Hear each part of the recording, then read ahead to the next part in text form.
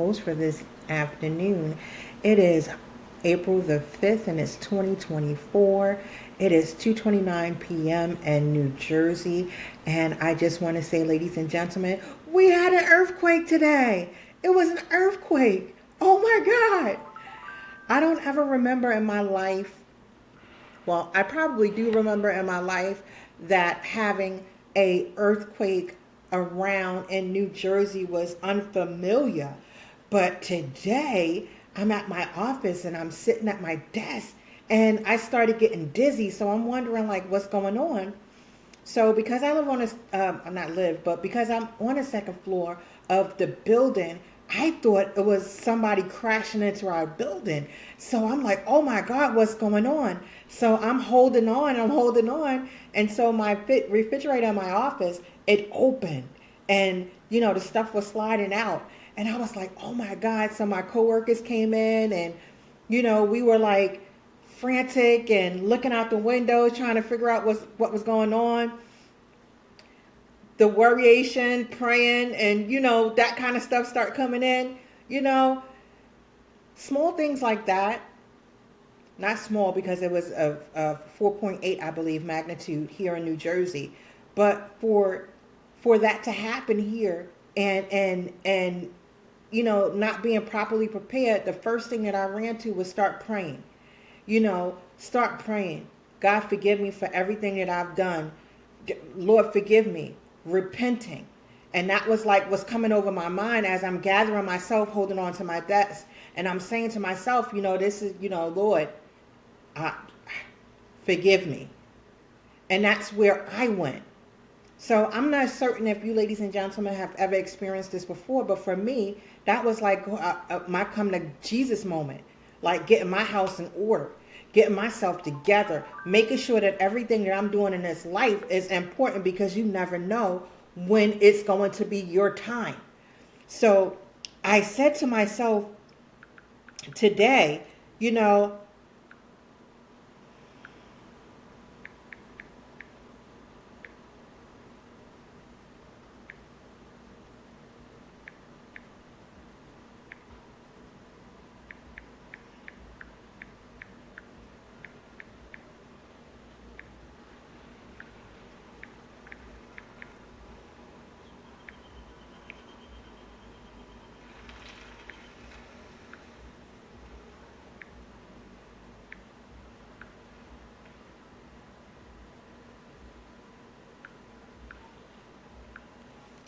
so,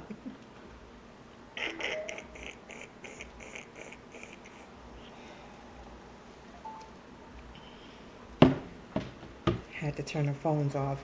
Okay, so now I digress. I'm back. So getting myself in that mode to just like start praying, repenting, and going back into my mind to just making sure that my life was in order. Because when the time comes, you want to make sure that your life is in order so that you will have, you know, yourself prepared. So I say that to say, if you haven't already given yourself to the Lord, give yourself to God. Make it a declaration to yourself, because if you've never experienced a life or death situation, today I faced that life or death situation and I've given myself to the Lord already. However, when my back was against the wall, the first thing I did was start to repent, because I want to make sure, that I asked the Lord for his forgiveness. And that's what I'm asking for you, ladies and gentlemen. Get yourself prepared. Get your house in order. Give yourself an opportunity to give your life to Christ and to have him remove, those issues from your life that you were holding on to, and those things that was holding you back. Give yourself an opportunity to meet God. Give yourself an opportunity to make Jesus your Lord and Savior. So if you haven't already, went to church or decided, any place, reach out to any pastor, any person, me, that you feel comfortable with, and let's take that right hand of passage to give your life to Christ. And I'm being very serious at this particular moment, because when your life is not right and things come about, like I said today, it was a 4.8 magnitude earthquake here in New Jersey, something that we've never I probably don't remember the first time that it happened, but this time was real serious, and as an adult, and I took it very serious. The next thing after I repented, I looked around and see, if everything was right in my office. My peers, we was doing a prayer circle, calling our parents, calling our loved ones, that kind of stuff, to make sure everyone was all right. I called my home, my mother's home, and my son was like, "Ma, knock it off. Ma, calm down. You so dramatic." But I'm like, "Son, I'm trying to make sure that grandma all right. Grandma all right, but Ma, come on. It wasn't even like that, sir. I just want to make sure that my family is okay." So secondly, ladies and gentlemen, we're at the office space. And so my coworkers and I, we really got a chance to just see that our employer is not prepared for anything. What happened what happened to those, those little drills you used to have in case of an emergency, those kind of things. Outside of COVID, where everyone was dealing with COVID in the best way that they know how, and I'm going to get back to that in a second, but having those protective safety drills, what happened to that? When I was in grammar school, I can remember going to grammar school in Jersey City, a Catholic grammar school, and we had those fire safety drills. We had those drills where you had to go and get low. What happened to that? Today just brought me back to a space where in our building that our office is in, we don't have that. We don't have that safety drill. Like my coworkers and I, we were practicing like how to prepare ourselves, getting underneath the desk. Now, y'all see who I am. Y'all see my size. And my desk space has this much space. So I'm actually getting under my desk. And as I'm getting up underneath my desk, I realize it's not enough space. So God forbid if anything was to happen in that capacity again, where the heck am I going to go? The space was this small. So now, we doing our practice drills and, trying to get underneath doorways and things of that nature. And we realize that our space does not have the capacity in case of an emergency. So we got to talk about that. We have to talk about, just making sure that everybody's life counts, not just the people that's in the main office, because where I work is the satellite office. But in the main office, they have all those precautions. But in the satellite office, it's an open space. Where are the precautions for us? What do we have in place that's going to prepare us or save us or keep us safe? So now we got to talk about it. So when you think about it, ladies and gentlemen, even in your homes, are you prepared for that? Are you guys really prepared? Do you guys have fire extinguishers in your home? Do you guys have carbon monoxide and fire alarms? Are you guys really, really safeguarding your families in regards to when tragedies happen? What happened, God forbid, if this was something like they have in those in California or in Indonesia and all of those places where the tsunamis are? Are you really prepared? No, none of us are. That's why you have to get your life in order. You got to get your house in check. You have to get yourself together and prepare your families as to what might happen. Designating spaces that you guys go if something happens in your home. Being able to have 2 evacuating spots that you go if you're able to. Understand, ladies and gentlemen, that this was just a reality check. And for me, it just made me think about all of those things that they used to do back in the 70s and 80s when we were in school. But today, that's by the wayside. So we have to prepare ourselves for different things that come about and make sure that you are ready. Because it's obvious to us at our workplace, they're not prepared for that. They're not prepared to make sure that I'm going to be safe.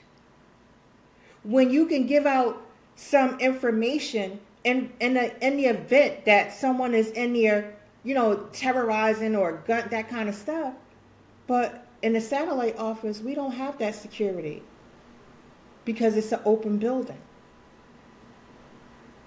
So what code that are you going to push for me? That code is God. Because that's all I have at this particular moment. So understand, ladies and gentlemen, when I tell you to get yourself in order, get your household in order, your household includes you and your spirit, your soul. It also includes those other things that you might need physically: fire extinguisher, carbon monoxide, alarms, safety measures in the event that something happens. Getting prepared in that kind of space. And for some people, ladies and gentlemen, they was just walking around the street casually like, oh, hum. But, be in preparation all the time. So as my day went on, I was able to have lunch with my peers, and we had a conversation about what COVID was. What COVID was and how people were shaking in their boots. And so they utilized different things to get through COVID. And I can remember going through COVID in my relationship. So for the first, when the office shut down and his office shut down and we quarantined for 27 days together, the first 27, I didn't notice all the stuff that was going on because I had that person to talk to. And then when I came to my own space and I stayed home, it didn't bother me because I was functioning. But for some people, they weren't functioning. So as we're having lunch and we're talking about how they were using coping skills, my coping skill was to cook and bake. But in some people's coping skills, they had none. So they resorted to things like substances or alcohol or isolation and just going stir crazy. And that was hard to hear. And these are professionals. But the reality of it is that they're people. And they went through something they've probably never experienced before, not being incarcerated or not, being, in spaces that you can't move around. The world was locked down for 3 whole years. I worked from home for 3 years. I went into my office once a month. And that was just me. So just imagine if you were one of the people who had nobody. I remember us having a conversation, a staff meeting via, Zoom, and people were on a staff meeting saying, hey, I'm having a hard time being in a house 24 hours a day. I'm having a hard time with dealing with life on life's terms because I never been this way before because I always went outside to work. But when my back was against the wall, I resorted to what I knew, what was my comfort zone, and that was cooking. That was, creating my YouTube, my podcast, my stuff. So I got it out for myself. That was my healthy outlet. But for others, they didn't have those outlets, so they utilized other sources. And then the reality of it was, we had a staff member who cracked up. And so it was like listening to how people were dealing with COVID and being away from the norm of being outside and around at work and being around people. That took its effect on people. And I can understand that because it takes its toll on me, or it took its toll on me. But then again, it just is my norm. I'm normally by myself all the time. So the reality for me is that because I watch television, or because I created in my podcast or my videos and things of that nature, I had those healthier outlets than other people. Other people did not have those healthier outlets, and they were just stir crazy. So when it was time for us to come back into our facility in our office, we was like, I'm ready. Every single day, they was ready to get back out there. And then the world started opening up again. But it was also a reality check, ladies and gentlemen, that if you don't have the right resources within yourself, you turn to substances and alcohol and promiscuous behavior and all of those negative things that can hurt and harm you. And if you don't have a healthy outlet, it causes problems for you later on. But as a result of it, ladies and gentlemen, and thankfully, again, sitting at that table speaking to my peers and how we were talking about how all of these things came about, the one thing that we agreed upon was getting closer to God. That's what we agreed upon. Because no matter what happens in this life and what's going on right now, if you don't have a connection with a higher power, God, if you don't have a connection with some spirituality, you're just going to leave yourself open to everything that's negative and negative and negative. But you need to pour positivity into your space as well. And your spiritual walk with Christ or your higher power is what you need to utilize, because it gets easier for you to navigate what this life is going to be like in any regard. And just like in my group this morning, we talked about at work, I talked about codependency. And I talked about it being a learned behavior. And a learned behavior because you saw your parents experience what they did.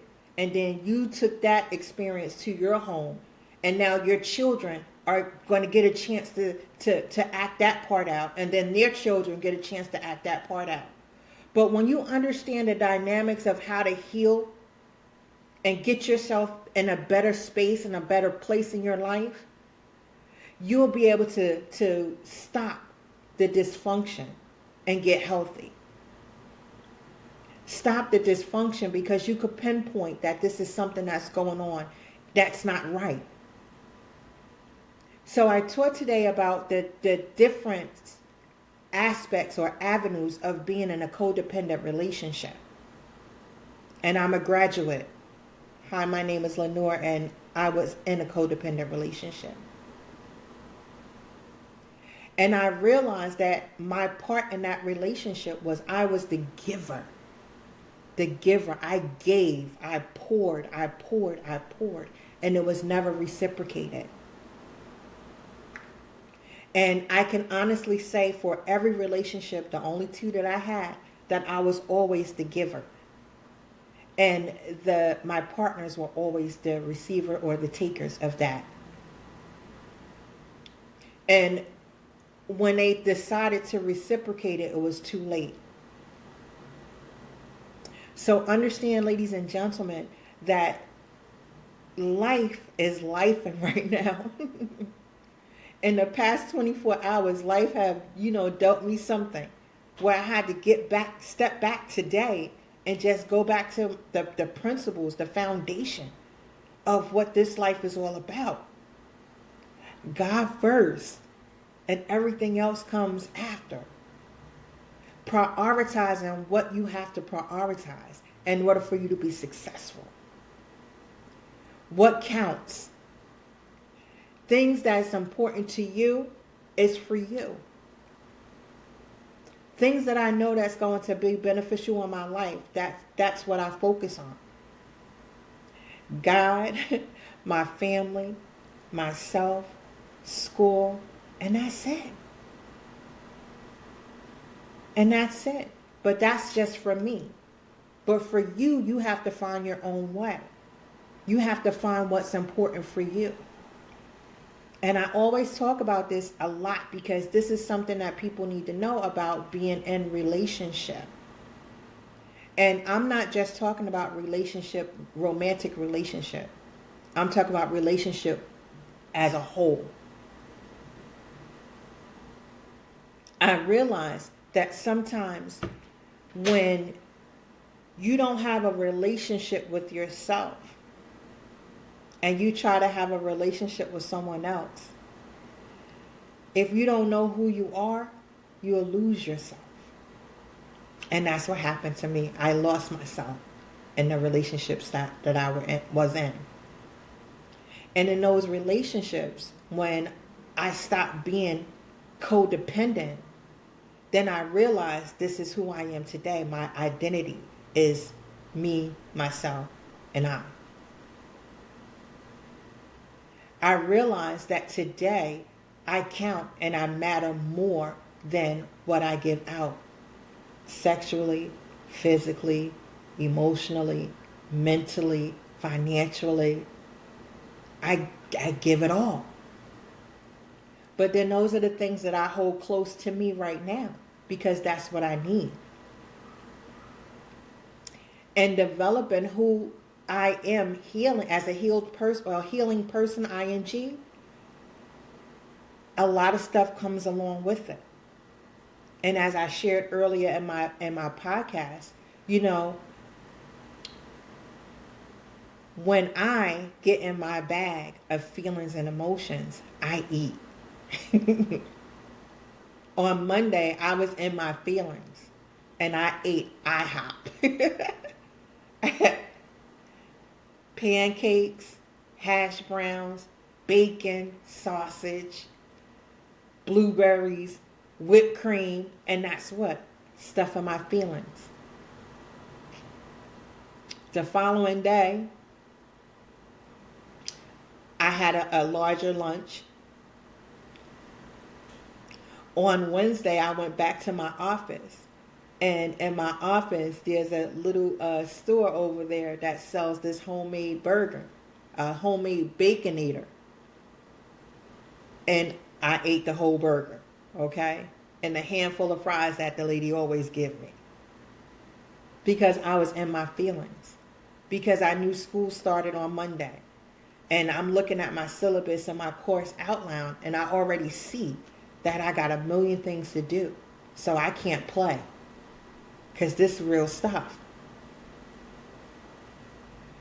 At work, I'm going through a lot of stuff because we just got finished our audit. So everything had to be in pristine order. That's now over. So the backlash of all of that being over, the release, and me getting sick all at the same time last week, everything just came to a halt. Or to a head, I'm sorry. And I started eating more. For Easter Sunday, I made a 9-course meal for no reason. A 9-course meal. A roast, a roasted chicken, roasted vegetables, cold salad, pasta salad, macaroni and cheese, candy yams, stuffing, green beans. I did it all. I live 42 minutes away from my family, but I made their Easter dinner. I gave it to them on Saturday. But for me, what I made for them, I made for myself. Who coming here? I invited people to come over for dinner, but nobody came. But that's okay. But understand, ladies and gentlemen, when I get in my bag and my feelings, I cook. I bake. I eat. So I have to learn how to find a healthier outlet. But I also worked out for 2 hours on Saturday.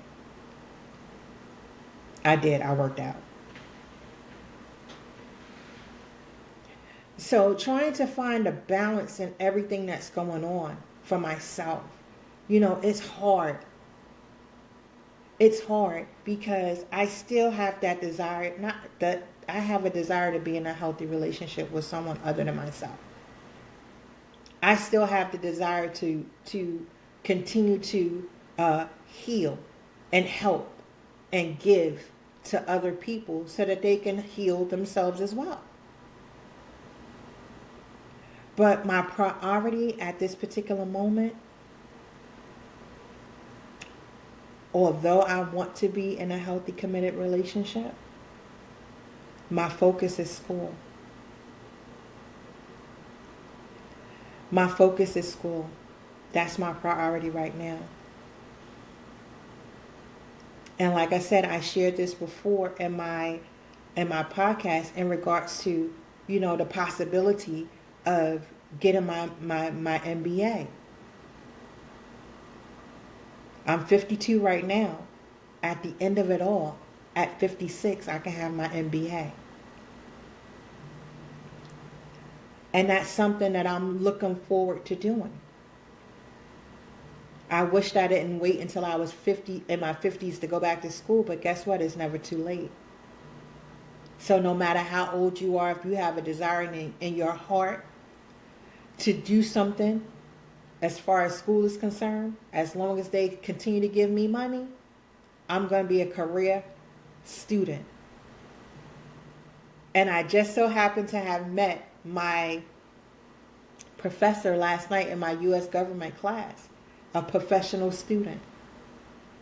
And when she was sharing her background, she was like, every institution that I work for or work at, they give me an opportunity to go to school. She has a doctor and PhD, an MBA, multiple bachelors in everything. She has a degree in everything. And what I loved about it is that, like she said, as long as they're going to pay me to go to school and I can go for free, as long as I'm teaching or working, I'm doing it. And that's how I am. I could be a professional student my entire life, as long as I'm getting something out of it. And right now I'm getting a scholarship to go to school as long as it's in the business. So I have had my own business since 2015. But as I shared again in my podcast, that I'm going to revamp my business because I learned that what I was doing as a service is something I could do as a business. And broadening what it is that I do. And I appreciate that because the people that I'm meeting in my classes and my professors and the things that they're pouring in from business, you meet all kinds of people. And I'm learning all kinds of people and difference how they got their starts. And it's just like my start when I started my business, when I started working with people in my community who wanted to start nonprofits and they couldn't afford to have someone do it. And then I did it as a hobby. And then I registered and I made it my business. And then today, I said I was going to put it on ice. But as I was putting it on ice, 2 people called me. 2 people called me and was like, hey, I need you. Okay. What do you need me to do? Well, I need to be established as this, and that. No problem. No problem. For me, but the problem is for them when it comes down to money. And I used to do this work before for damn near nothing. But today I know my worth. And I have to charge accordingly. So if you sought me out, and these 2 people sought me out, I didn't seek them out, they sought me out. And so when they came And they asked me, can I be a part of, help them get established? And I said, okay. But then it was like, where are you? So now I follow up with the text, hey, this is me. I'm calling to see if you're still interested in the services that I provide. Give me a call.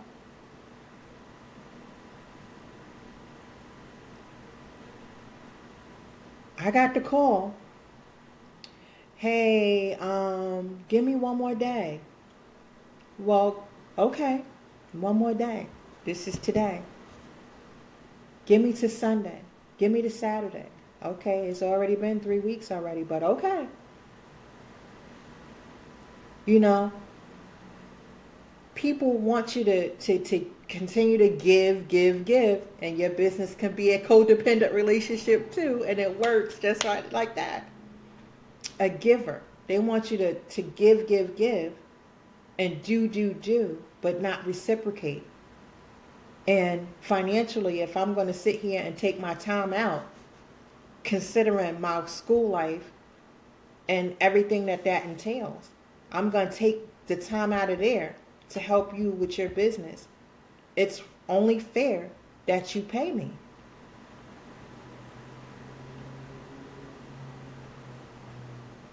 The work that you're asking me to do takes time. Because if it didn't take time, then you would already have it done. But that's not what's happening. People are getting stuck on the money part of it. But you're not getting stuck on what it is that you need.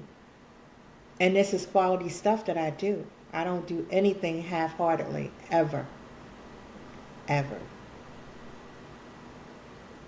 So understand, ladies and gentlemen, you have to know your worth. And I know my worth with what I do and how I do it. So if you can't afford it, then say that. And maybe I can work out a deal with you. But the funding or the funds that I'm asking you for is for your business to get established and registered. It's a 95-page application from scratch. So now you're telling me that you want me to come in and do a 95-page application for you for free. Okay. But you still need to pay the fee for your application to get submitted. That can run you anywhere from $850 to $1,200. That's what I'm asking you for, is your application fee. And I won't know how much that fee is until I do the application. Okay? That starting money is your money to get your application going, to get registered, to get the things that you need. But because people don't know that part, and I've explained to them 1,005 times, the money is not for me. It's actually for you. Because in my past experiences, I used to put that money out. And then when it was time for me to get that money back, they would say, oh, but I thought I paid you this and this. But no, you paid for your application. But you didn't pay me. But you said, but you're right. No worries. God bless you. Have a successful business. But that's who I am. Because once you ask for my help and you ask me to make something, create a unique opportunity for you that suits what you need, my mind is already spinning on how to make this work. And all the stuff that I do is my creation. Because if you had it, then you wouldn't need me. So this is all based off of your need. And so I sit back and I think about all of the ways that I can get you funding if I have to, and all of the opportunities that you can get as a business owner or a nonprofit. So in my mind, I already know, no matter if you tell me that you want to start a shoe business and at Foot Locker. How can I make you different than Foot Locker? So now my mind is spinning on how I can do that. So that's how I work. Because what they're looking for is to make sure that you're not like all of the other McDonald's that wear the same uniform. They want to see that difference, and that's what I create for you. That difference. So understand, ladies and gentlemen, that in my life, I don't have time for bullcrap anymore. I don't settle for less than what I'm worth because I'm worth so much more in any regard because I know who I am today. So I just wanted to just make sure that I share like this day with you because this was the day that put my mind at like, yo, where are you going with yourself? If the sky cracked today, if the sky cracked today when we had that earthquake, where would I have gone? And that was my reality check for myself to stop, get my house in order. Stop playing. Stop playing. Because it can go just like that. So, ladies and gentlemen, if we take nothing else from me, from today, I want you to get your house in order. If you haven't already given yourself to the Lord, give yourself to the Lord. Go to a church, speak to a pastor, speak to me, anybody, and get your life right. God bless you and thank you.